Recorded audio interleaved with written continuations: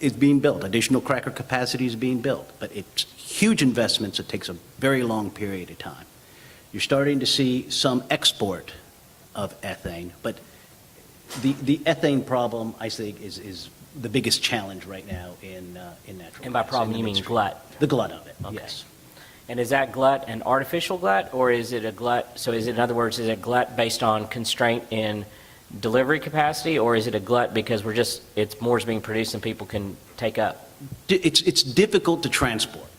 It's a very light end hydrocarbon, so a little heavier than natural gas. So companies that are looking at ways to more efficiently, effectively, quickly get this product to market represent investment opportunities? Absolutely. Okay. And cracker capacity, if we can export it, and there's ships being built in order to export it, move it to Europe, move it to Asia, where they're naphtha crackers, much heavier, more expensive feedstock.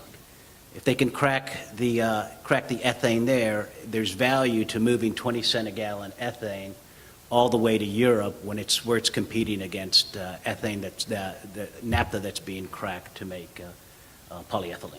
Okay, and not to belabor this point too much, but is this based on technology concerns, or is this based on regulatory concerns? Why do we have this glut? Technology concerns. We had enough cracking capacity in the U.S. to handle the ethane that we've traditionally had. Mm-hmm.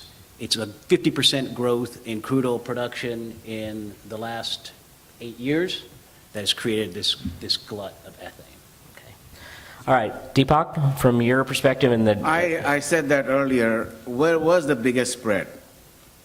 $22 versus $3 is pretty no-brainer where the investment is going to be. And those who are in the transportation of LNG, those who are in the business of liquefying LNG, like Dominion or other companies, those who are in business of gasifying, regasifying, all that will be benefiting from this big spread.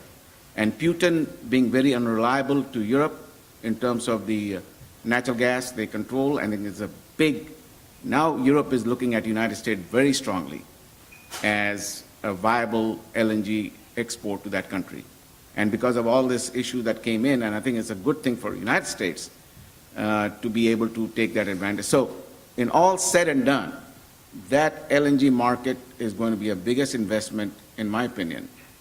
And, you know, the domestic market in terms of the spreads and storage, it's not happening.